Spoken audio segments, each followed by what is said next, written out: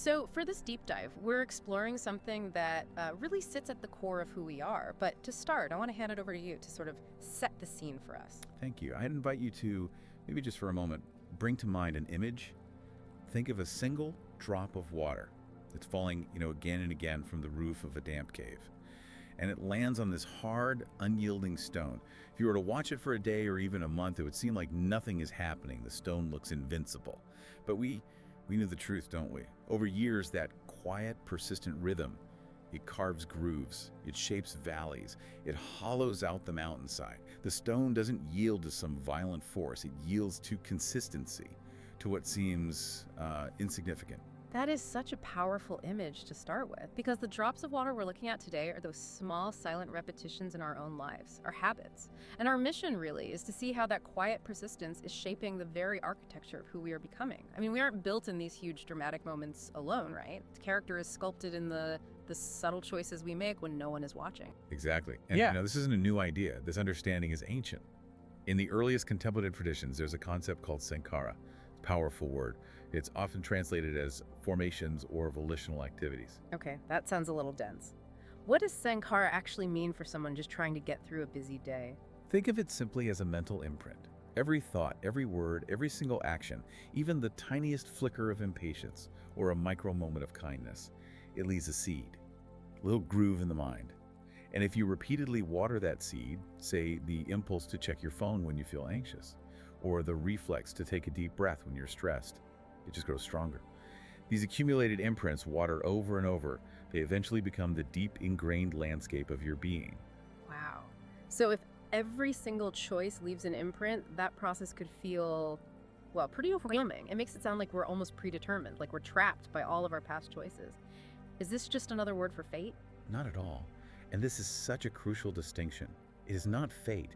It's a clear pattern of cause and effect, an internal law. We don't start with a fixed character that was just handed to us. We are, in this moment and the next, becoming the person who makes those choices. We are the process itself. If we were trapped, there'd be no possibility for change, for transformation. But because the formation is happening now, the choice to transform it also has to happen now. That reframes everything. It puts the power right back in our hands. We're the active sculptors. We are. Okay, so let's make this really practical.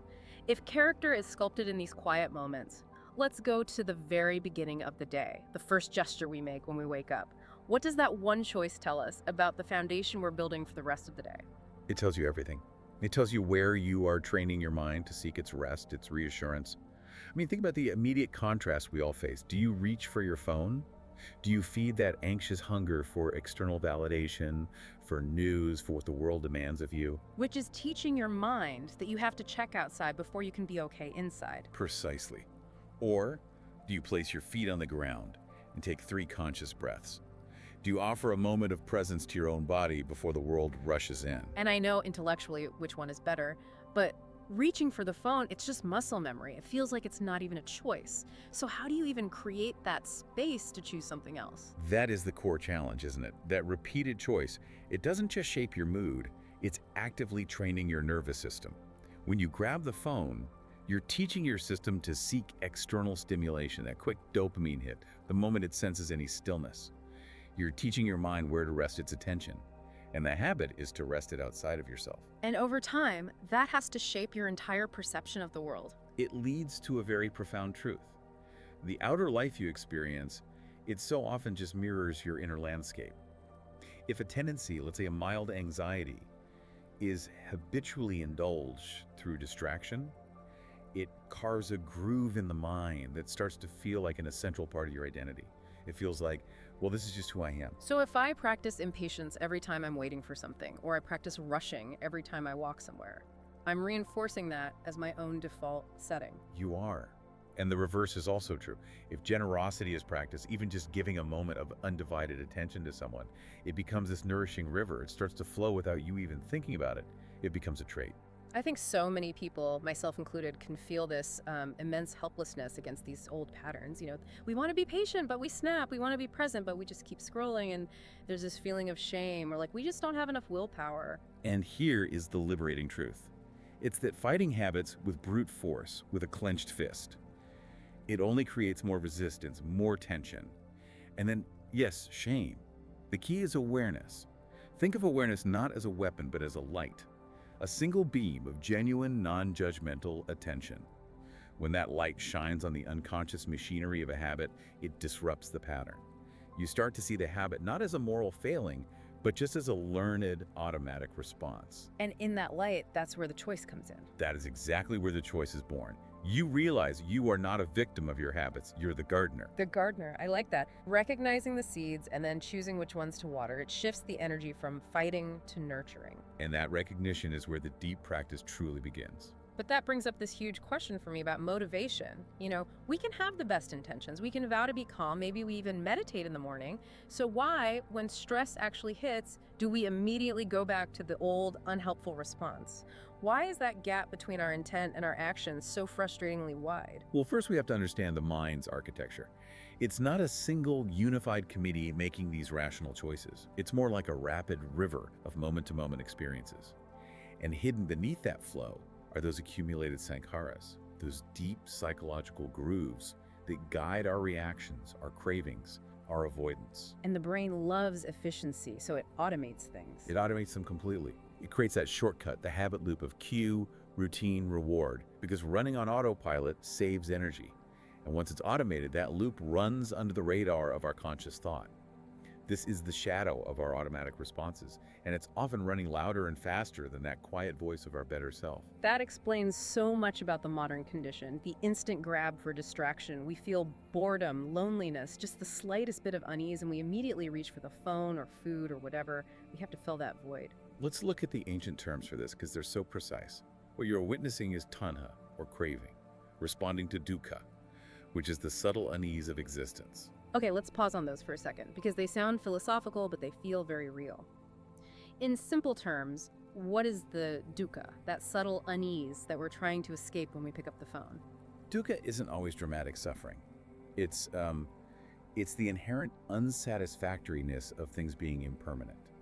It's the slight ache of boredom, the vulnerability of being lonely, the quiet discomfort of just not knowing what comes next. It is this simple, honest experience of being human and unprotected from the present moment. Wow. And tana is the panic response to that feeling. Yes. Craving is the mind's immediate impulse to stop feeling that discomfort. So when you're scrolling, you're often not scrolling for information. You're scrolling to avoid the simple ache of being. You're trying to fill an external hole that is actually an internal, unmet need for stillness, for presence. That's powerful. So the real work isn't fighting the craving, it's learning to sit with the discomfort that triggers it. But how do we actually do that? How do we intervene in that super efficient automated loop in the moment? This is where mindfulness becomes revolutionary. And it's not passive observation, just staring into space. It is active, courageous inquiry. It's asking, what is happening right now in my body, in my breath, in my mind, before I react? That micro moment of pause, that's the space where freedom is. It is. And crucially, instead of shaming the urge, you meet the discomfort underneath it with kindness. So the new habit isn't about willpower, it's about self-compassion. The new habit is just acknowledging the feeling. Precisely. When that familiar discomfort comes up, instead of reaching out, you reach in. You might place a hand on your chest. You consciously breathe into the tightness in your stomach, and you give yourself permission. It's okay to feel this. This is persistent, gentle redirection. And that, over time, it changes the character of the mind. So if this is the essence of it, this level of attention, then the whole day becomes the training ground. We have to transform the mundane. It is so vital to see that these daily rituals, how we speak, how we eat, how we work, they are not mundane. They are spiritual training grounds. I mean, if you start your day by rushing, checking messages, swallowing coffee while you're already rehearsing a conflict for the afternoon, you are training your mind for anxiety, for fragmentation. Yeah, you're training yourself to never actually arrive where you are. Exactly. Yeah. But if you begin by simply drinking your tea, feeling the warmth of the cup, sitting in 5 minutes of silence before any screens, you are training presence. You are affirming with your actions. This moment matters. And that is the profound difference between the habit of rushing and the practice of presence. I love that idea of turning an ordinary act into something sacred, a sacrament, where the power isn't in the act itself, but in the reverence you bring to it. Take eating. Eating mindlessly while you're looking at a screen. It reinforces disconnection from your body, from the taste, from the nourishment itself. But eating slowly, with gratitude, even a quiet recognition of the earth, the rain, the hands that prepared the food, that cultivates the habit of reverence for life. And reverence changes everything. So the first step has to be this non-judgmental inquiry. We have to actually study our own unconscious patterns, the habit of self-criticism or postponing joy or numbing ourselves. And do not judge them. They aren't enemies, they're just data points. Each habit shows you a place where the heart learned to protect itself and where it now longs to open. So I would urge you, the listener, to commit to studying just one trigger moment this week. Maybe it's waiting in line or getting a stressful email. Just identify the moment the habit arises. And once we feel that trigger, that surge of kana, the urge for relief, how do we use that micro moment of pause in a really practical way? You implement what I call the tiny alternative. Instead of just acting on autopilot, you pause. You take one conscious breath. You feel your feet on the ground. That physical grounding is so important. And then you ask yourself honestly, what do I truly need right now? Not what the habit promises, but what your deeper self craves. Peace, clarity, connection. And then you choose the tiny alternative. So not some massive life change, just a minor redirection. Can you give a few examples of what those tiny alternatives might look like? Of course. If your habit when you're stressed is to complain, try substituting one sentence of gratitude, or even just staying silent. If your habit is eating when you're anxious, try 5 minutes of conscious walking instead. If your habit is to avoid a difficult feeling, try writing one honest sentence about it in a journal instead of pushing it down. These micro shifts, when you repeat them with awareness, they become new pathways in the brain. They become character. It reminds me of those mind training practices like Lojong, where you use these short, potent slogans to reframe your perception. You're essentially installing a new cognitive habit. That is the perfect principle. You can deliberately choose a resonant phrase that reflects the character you want to cultivate. It becomes your anchor when the old urge surges. You might choose something like respond, don't react. Or maybe, let me be kind, even now. Using these cognitive habits, you are gently, deliberately rewiring the mind from self-centered reactivity to open-hearted responsiveness. This all feels so much less like harsh discipline and more like an intimate collaboration with yourself, like an inner alchemy where the raw material is just your daily life, your daily repetitions. That is the final truth of this path. Habits are not your chains. They are your raw material. Freedom isn't found by escaping repetition, because life is repetition. Freedom is found by infusing that repetition with awareness. That is the alchemy of character. Think of a sand mandala. That incredibly intricate process, done with total devotion, and then it's just swept away. The sacredness wasn't in the result. It was in the attention poured into the act itself. So we can treat our own mundane routines like our personal mandala.